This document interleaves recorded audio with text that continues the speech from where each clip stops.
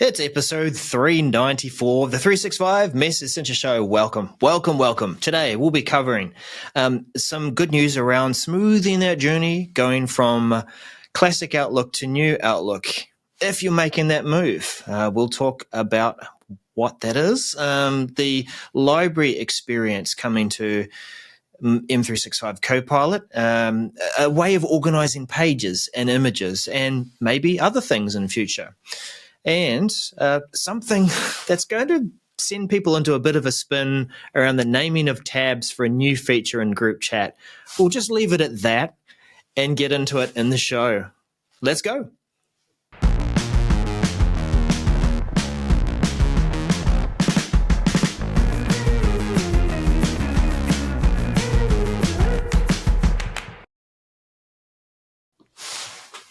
I meant to rhyme that. Let's get into the show. Let's go. Yeah. Get into the show. Let's go.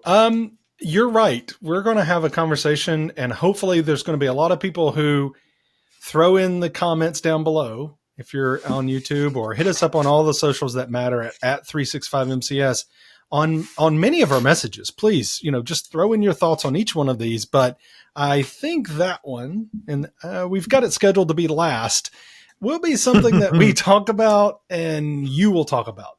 People stick around for the fireworks. Yeah, it's going to be interesting. If you care all about anything about teams or consistency or people actually knowing what to do, if any of that, then stick around, because it's not that bad, surely. Anyway, I don't know.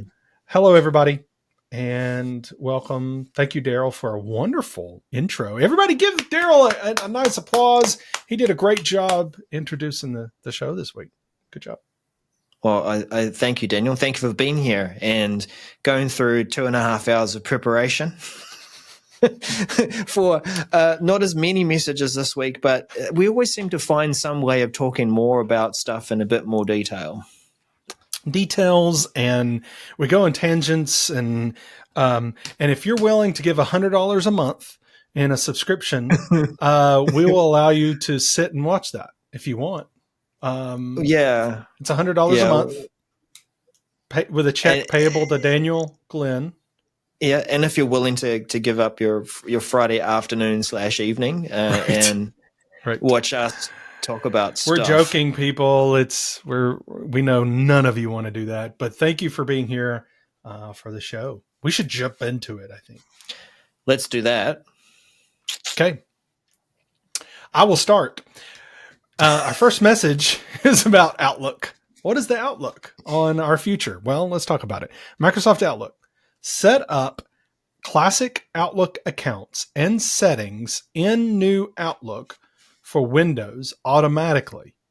MC1147392. This sounds like this is something that you have to do manually as a user or something. No, I don't think this title does this justice. So what's going to happen is Microsoft is going to, if you have, as a user, you're using Classic Outlook, which there's a lot of people using Classic Outlook. Microsoft is catching those features up between the new Outlook experience and the Classic Outlook experience in Windows. So you're using Classic. Okay. You've never clicked on new because you're like, I don't like new. Get off my lawn.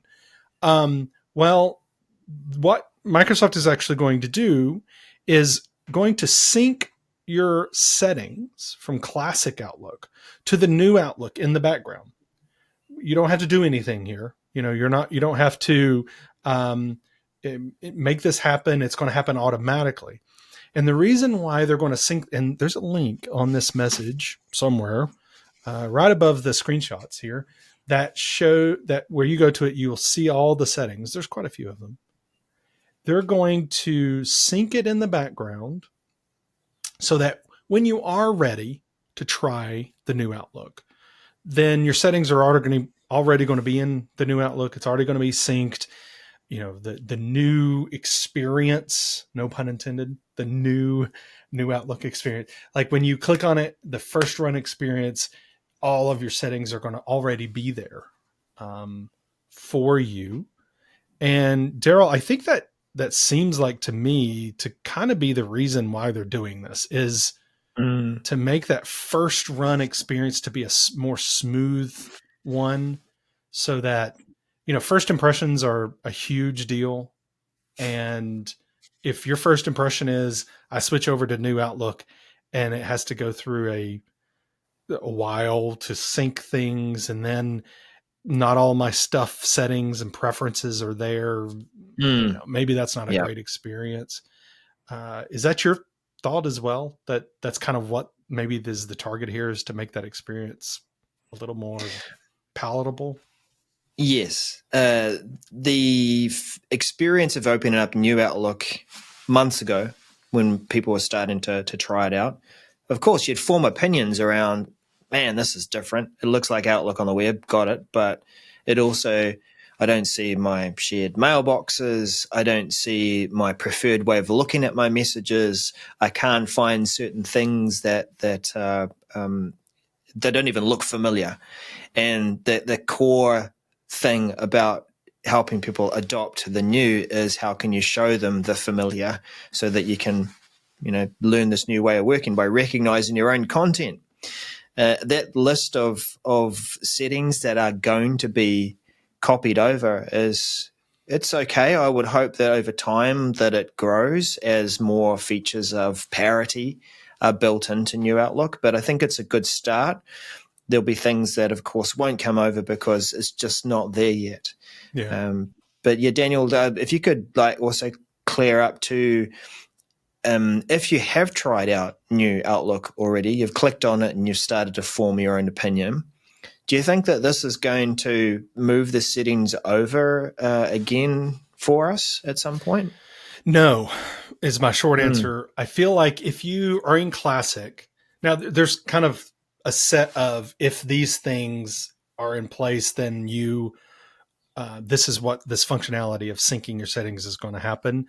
And that's if you're using Classic, the new OneDrive, the new Outlook is installed, is deployed on your machine. Okay. Already. It hasn't been blocked. The switch hasn't been blocked, to switch over. And you're, of course, in Exchange Online. Then starting in October, then those settings will start syncing. But if you've clicked that new and you've switched over to new Outlook before, and you're like, I don't like this, or I love it, but there's this one feature that I need to switch back for, whatever your case, if you switched back to Classic, then what this is saying in the additional details is that since you've created your profile in new Outlook, it is now not going to, it will not sync any settings from Classic Outlook over to it. So if you've tried it, then too bad you don't get your settings. Might as well go and switch over there and start setting it up. I think is the way it's going to be. So it's going to be a good feature to leverage when organizations choose to roll it out widely, but not going to be useful for early adopters who have already taken a look. Yeah. And remember, either it's your organization is going to force it, and make you go, or Microsoft is, right? Because the migration is happening next year from Classic to Modern, Classic to New Outlook, right? And it's even says at the top of the message, note, this update does not change the previously communicated migration opt-out timelines.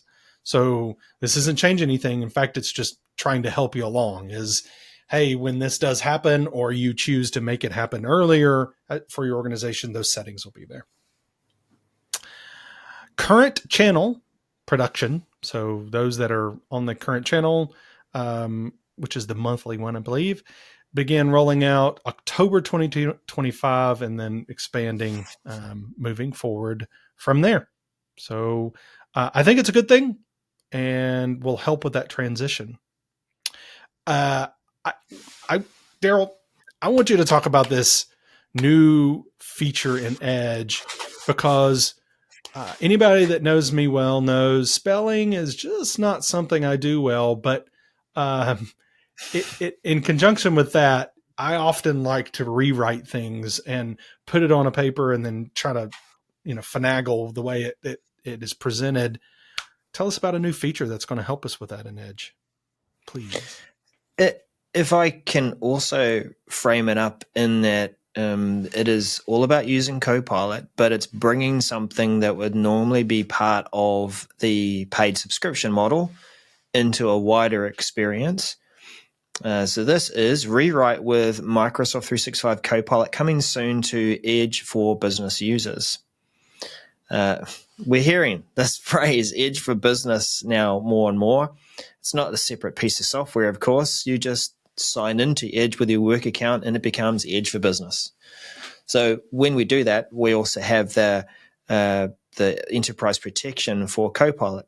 When we're using Copilot in the web browser, maybe we don't have a full Microsoft 365 Copilot license, but our conversations and chat with Copilot are protected. Cool. And signing into Edge will, for this update, allow us to use the rewrite feature. This is something we see in Word, Excel, maybe not so much Excel, Word, PowerPoint, Outlook, a Loop as well, OneNote. You can select a block of text and say, Copilot, help me rewrite this, and you'll give some instructions around how you want it to be rewritten. And imagine this feature in Edge for business, Edge signed in, where you could go to any text box you're browsing or using any web page, and you might want to rewrite what you have put into that text box. That's what it is. Bringing that feature in, and if we have read it correctly and skimmed it correctly, does it require a M365 Copilot license, Daniel? Doesn't look like it. Indeed, it does not. Yeah. So that's good news. Feature coming, rolling out beginning in late September and expected to be complete by late September. Just be on the lookout for it. Nice to have something additional that is Copilot powered and you don't have to pay for it. Also, that will also put the burden on you that your writing now should be just pristine and concise and just brilliant. Yeah. Oh no. Moving into some administrative features here and thinking about how we could have better visibility over what our agents can do. Daniel, take us through it. Manage agent permissions directly in Microsoft Admin Center, Mac. MC 1147969. So we have in the Mac is the Microsoft Admin Center, although I don't know anybody that calls it Mac because it's confusing. We have a Copilot section in the Admin Center, and then there's an agents page that shows you information about the agents that are available to your users, and things like who created them, and you can go into those like third-party agents and see who the creator is. Is it a trusted creator?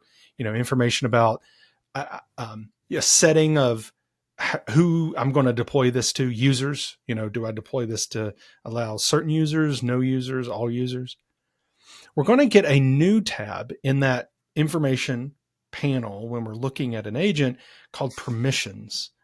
And this is going to show the information about what permissions this agent can act on the user's behalf when they're signed in. So these are, if you're familiar with the consenting of permissions in Entra, very similar. So if you look at the screenshot, it shows, well, there's delegated permissions and there's application permissions like meeting stage.write.chat for this one that they're showing. And it'll show you that what those permissions can do. And so I think this is a great, add-on to this agent management experience, because not before it was just, here's agents, good luck, trying to figure out whether you want this agent to be deployed or not. But now I'm able to get this information these permissions surfaced earlier in the process of evaluation, right? Evaluating this agent, whether or not we want it as part of our user experience. So I think it's great. You're going to need, there's some information about, what kind of, permissions you need to be able to see this Copilot area. You're going to need the AI admin role to deploy agents, and the whole consenting of permissions and all that. So you can read into that. But I think short answer of why this is important, because when we look at these messages, we go, why is this important for us to even talk about? Why is this important? It brings more visibility into what these agents are doing so that you can make informed decisions on whether you want to lock them down, not allow them at all. What kind of decisions do you need to make around the usage in your environment? So we like that. We like more information coming to us so that we can make better business decisions. Now, that is rolling out pretty soon. It's going to be general availability mid-September, so soonish. Expect to be completed by late September. So it'll be rolling out pretty quickly. Daryl, I talk about information and making decisions. Wouldn't it be great if all the things we create in Copilot are in one place? I know that's pretty. I just kind of gave away the whole message. Daniel, they're all in M365 Copilot. Somewhere. Tell us about a new feature, sir. Certainly. The left-hand navigation for the M365 Copilot app will change. Yeah, but I thought about leading in, Daryl, and saying pages are going away in the Microsoft 365 chat experience. We've got to be controversial, don't we? That would be controversial, wouldn't it? Yeah, controversial. Pages are going away to another place, to a better place. Library experience in Microsoft 365 Copilot app. This is MC1148530. We create pages in Copilot when we've had a chat with Copilot. We can output it to a page, keep the stuff, massage it, change it, share it with other people. This is an experience that you can have whether you have a Microsoft 365 Copilot license or not. You might also generate images in the Designer app, Designer agent, or the Create module of the M365 Copilot app. The experience we're going to have is bringing together pages and images together in a new library choice in our navigation. So it actually feels like, Daniel, we're going towards a more familiar experience where, like with SharePoint or with OneDrive, we go to our library. We've got a place for our documents or pages and for our images.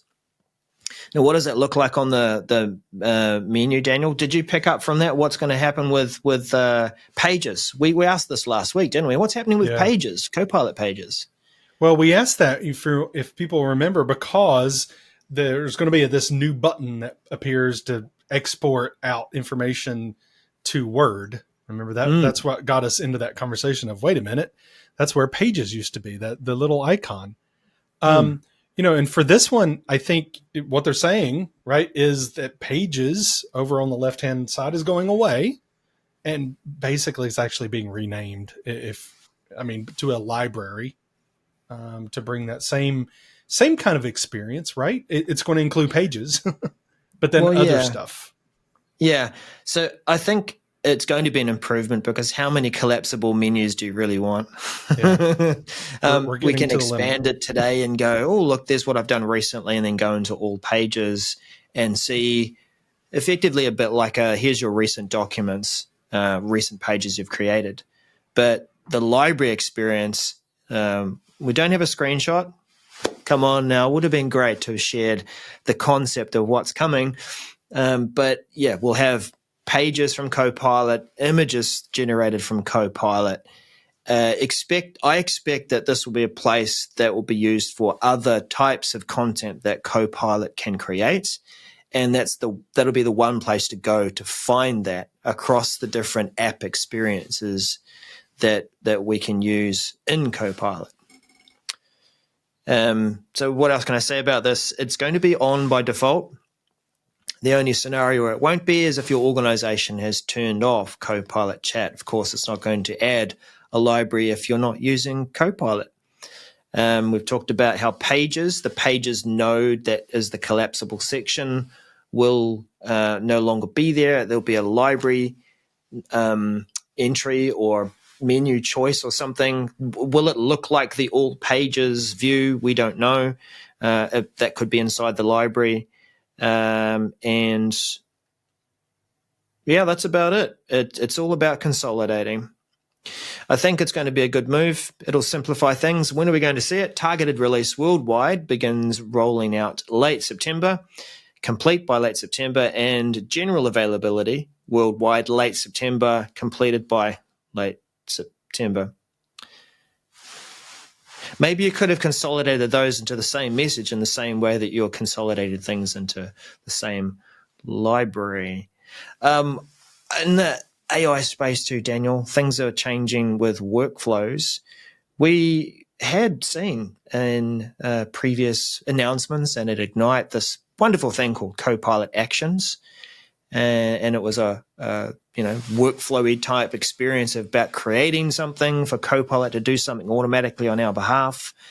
But that's being reframed. So tell us what's happening around this space in Teams. Absolutely.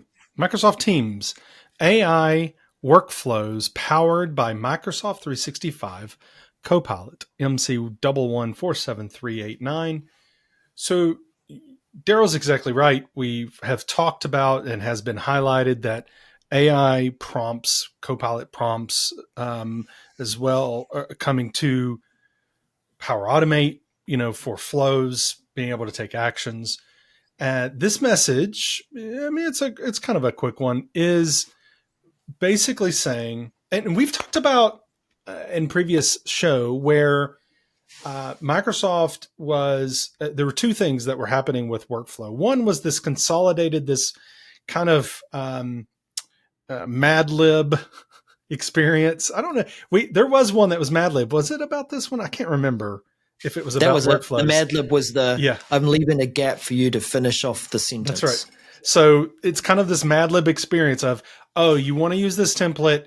Okay, like in this first screenshot, actually, you want to use this template of help me prepare for my day. Okay, fill in these two things. One, you want to send the brief to where? Teams, email, whatever. And then how often do you want it to happen? Reoccurrence, daily, weekly. So that Mad Lib. So that's the first thing. The second thing we had talked about was this kind of workflow experience coming to SharePoint. So this workflow experience, but with AI templates, Copilot templates. So in the second screenshot, you'll see they're going to really highlight those Copilot experiences so that you can basically create workflows, create those flows. Remember, it's Power Automate in the back end, but they're making it very user-friendly to say, I want you to, that daily briefings one is a good example. Give me a briefing for myself and deliver it to me via email. Okay, well, there's a template. You select the things, Mad Lib it, and it's going to basically in the back end create a Power Automate flow with a trigger of firing off daily, if you pick daily, and then the action is going to be to call Copilot to do the stuff. But you don't need to do all of that. You're using these easy templates that Microsoft's going to provide for you. You can build one from scratch, absolutely, but these are easy templates that now, are they all going to be the ones that you want to use? Maybe not, but these are the ones Microsoft is suggesting for you to use and that could improve your daily work or your weekly work, as the case may be. I think this, for me, is going to be interesting for, yes, you can have the help me prepare for my meetings next week or whatever, but I think some of the other ways you can look at this is a way for you to prompt yourself to do things and have Copilot help you along the way. So be thinking about that and how you're going to use it and how you can use it, because it's coming this month for targeted release. So rolling out late September, expected to be completed by early October 2025, and then general availability worldwide middle of October, expected to be completed by late October. Daryl, I'm ready for it, sir. I am buckled in. Hold on, I gotta put my yep. I am buckled in. I have put my soapbox. It's at the ready if I need to jump on it. Let's talk about this. We mentioned at the top of the show controversial potential of how Microsoft is bringing something inconsistent experience into Teams. Oh, well, okay. We talked about it being controversial. I'm going to leave the controversy to a little bit near the end and explain, first of all, what it is and string you along a little more. Why not? Why not? Microsoft Teams, collaborative notes in chat. This is MC1148543. Collaborative notes. We actually use them in our meetings now, don't we? Well, some of us do. We can add an agenda at the bottom of our meeting invite if we've created it from within Teams, and it becomes a place where we can share the agenda early, invite others to add to it, add our meeting notes during the meeting, add tasks. And if we're using even the Copilot facilitator agent, we might be getting some help with automatic notes being put in there live. Collaborative notes in our meetings. Well, that is coming to a group chat or one-on-one chat experience in Teams too. Expect to see, wait for it, a notes tab. It's called Notes in our chats, our one-on-one chats and group chats. The Notes tab will be there. What will happen? You'll click on Notes. We probably could do with a bit more of a description around what happens, but it says that a loop component, or I would say also a loop page, is going to be available there for us to use in that chat or group chat. Don't get the sense of whether we can see multiple pages in there if we need to. And it doesn't look like it'll be a full-on workspace, but it will be there and available for us to collaboratively take notes together in that group. Great. Where is the controversy in this? Well, if you wander back over to channels in Teams, there is a Notes tab. Yeah, right beside Files. It's there for every channel that is created. What happens when you click on that, Daniel? You get the wonderful note-taking app, OneNote. Oh, yep. And where does that OneNote notebook live? Well, in the rightful place of the team, because that's where all the files are. Yep. So that's been an experience for a while now in Teams. In fact, if you go even further back, the notebook is part of the Microsoft, the SharePoint site, right? It's there. Right. We're just leveraging that, and it aligns really nicely with the channel. You create or you use the Notes tab in your channel. It'll create a section in there for your notes, and it'll be named after the channel. Chef's kiss. It's wonderful. It's called Notes. Come over to your group chat and your one-on-one chat. The Notes tab will use something else. Now, you know me, everyone. I am all for Loop. I love it. Right? I use it more than I use OneNote. But I will find this confusing, and I'm sure that others will too, that it is called the same thing, but it offers a different experience. And I think that, I don't know, is this a hint to what could be coming in terms of the new Notes experience in Teams channels? I would put out there too, Daniel, just before I know that you're itching to get on that box. We have seen something in the message center suggesting that you'll be able to add a tab that will create a loop page in a channel, and you can use that with the team. The loop page will be saved into the team. So I think it's the same thing, just brought into the group chat and one-on-one chat experience, but it's not. I don't think it's going to be called Notes in Teams. Is it? Am I queued up to? Go for it. So there's this big, kerfluffle, if you will, if you'll remember, Microsoft uh, changed the tab name in group chats from files to shared. Remember that? Because in Teams, in channels, there's a tab. Daryl just mentioned files, but in group chats now it's shared. Just like, okay, great.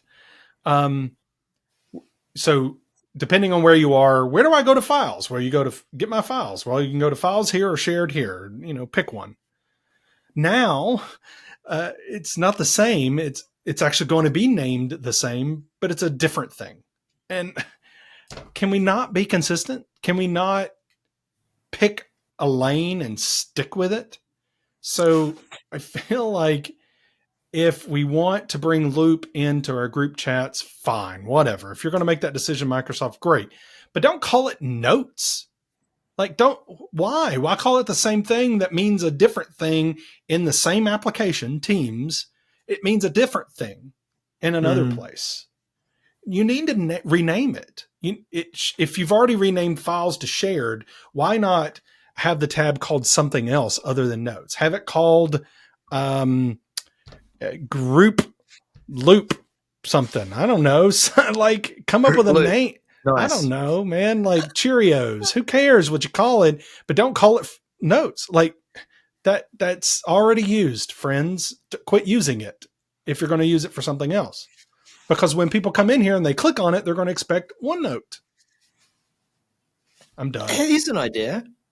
When we invite guests into our teams, they have in brackets guests after their name. How about we say notes and then in brief, the product right beside it? I mean, the product names are short enough. We've got ideas, but our point here is that it is going to be confusing calling it notes in the notes tab. And I tell you, man, our OneNote fans are going to be, upset about this. For those of us who like both and quite happy to use Loop, I'm okay with it, but I'm just not cool with the naming convention and some way of being able to indicate what is our chosen experience here. I like your idea, Daniel, we were talking about early in the preparation, that could an organization or a team maybe make their choice about what they would like to use, OneNote or Loop for the notes tab, for the default. Just stick with it. Yeah, because I think we should always be able to create a new tab that points to, if we choose Loop, you can create a tab that points to OneNote, if that's for whatever, or vice versa. Cool. But don't make it to where you're calling the two different things the same thing, and it'll be confusing. It's going to be confusing. Whenever somebody's in a group chat and they click, oh, notes. Yeah, okay, I clicked that. What is this? If they don't know what Loop is, it's like, I expected OneNote, like I've been experiencing. I'm not trying to dog Loop. This has nothing to do with Loop. It has to do with whoever is making the decision in Teams product to be okay with this. It's not okay. All right, I'm done. Finally, we suppose that along with how files operate in our chats and group chats, it's all OneDrive centric. So the person who creates the notes tab will probably end up being the one who owns the page. It'll sit in their OneDrive. But, will it be that under this notes tab, we have the ability for multiple notes pages? And that if Daniel comes in, we're changing the subject of our group chat, we're doing something differently together now, we create a new page, Daniel creates it this time, will it now be in his OneDrive? We think that that's the pattern that will happen, but we'd like more information. Anyway, we've talked a lot about that. Give a thumbs down if you agree with us in any of this, and in the message. And no, give a thumbs down in the message, not on our video. Give a thumbs up on the video. Thumbs down in the message and say those. Say whatever your opinion is. Hey, don't call it notes, whatever. They'll get the message. Maybe they'll change their mind. Maybe, I don't know. But nevertheless, you need to prepare your users for this feature that's not consistent. And so in public preview, it's rolling out late September. complete by early October, and general availability late September and early October. We're getting a lot of doubled up dates there. Anyway, that was our last message for the week, and we were so glad that you joined us, and you know where to find us when you are conversing with us and passing on your opinions. We love seeing your comments on the videos below. Where else do we like to see comments and chat, Daniel? On all the socials that matter at 365MCS. You can even email us if that's your thing, contact at 365mcs.com. Thank you, everybody, for watching and listening. We will catch you next week. Bye for now, everybody. Bye-bye.